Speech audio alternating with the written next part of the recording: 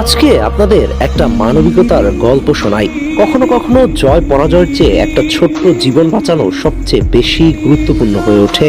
এমনই একটা ঘটনা ঘটেছে তুরস্কের ইস্তাম্বুলের একটা ফুটবল ম্যাচে, যা মানুষ হিসেবে আপনার চোখে জল এনে দিবে। গোলরক্ষকের গ্লাভস বন্দি বল জোরালো শটেই সতীর্থের কাছে পৌঁছাতে চাইলেন, কিন্তু হুট করে একটা পাখি উড়াল দিয়ে বলের সামনে চলে আসে আর দারুণভাবে আঘাতপ্রাপ্ত হয়ে স্ট্রোক করে মাটিতে লুটিয়ে পড়েন।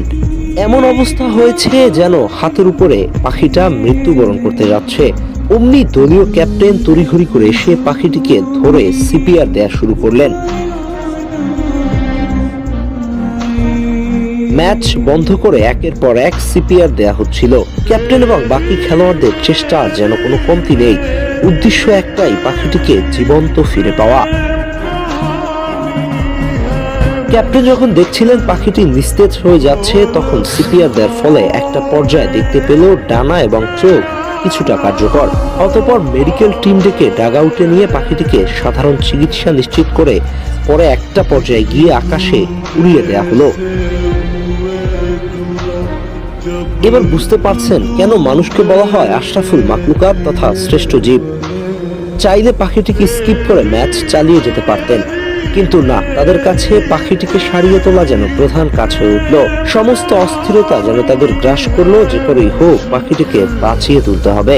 সেই মুহূর্তে স্টেডিয়ামে হাজারো দর্শকও নিঃশব্দ হয়ে গেছিল। কারো চোখে উদ্বেগ, কারো ঠোঁটে প্রার্থনা।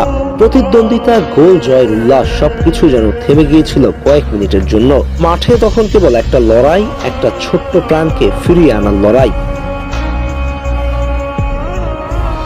ফুটবলারদের চোখে মুখে ছিল অদ্ভুত এক মানবিকতা, যা আমাদের মনে করিয়ে দেয় খেলার চেয়েও বড় কিছু আছে, সেটা হলো সহানুভূতি।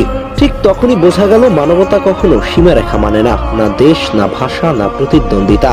যে মাঠে মুহূর্ত আগেও ছিল উত্তেজনা আর জয়ের লড়াই, সেই মাঠই পরিণত হলো এক মানবিক শিক্ষার মঞ্চে। খেলোয়াড়দের জার্সির রং আলাদা হলেও হৃদয়ের স্পন্দন ছিল একটি প্রাণকে বাঁচানোর আকুলতা। হয়তো স্কোরবোর্ডে সেই ঘটনার কোনো হিসাব যোগ হবে না, ম্যাচ রিপোর্টও লেখা থাকবে না বিস্তারিত, কিন্তু যারা সেই দৃশ্য দেখেছে তাদের হৃদয়ে সেটা অমর হয়ে থাকবে। কারণ সেদিন গোল নয়, জয় নয়, জিতেছিল মনুষ্যত্ব। সব মিলিয়ে এই ঘটনা থেকে আমরা একটা শিক্ষা গ্রহণ করতে পারি। প্রতিটি প্রাণীর উপর আমাদের আন্তরিক থাকা উচিত। তারা হয়তো কথা বলতে পারে না, নিজেদের মনের ভাব কাউকে বোঝাতে পারে না, কিন্তু ওদেরও যে জীবন আছে, আলাদা অনুভূতি আছে। আমরা চাইলে সেটাকে অনুধাবন করতে পারি, ওদেরকে স্বাধীনভাবে বাঁচার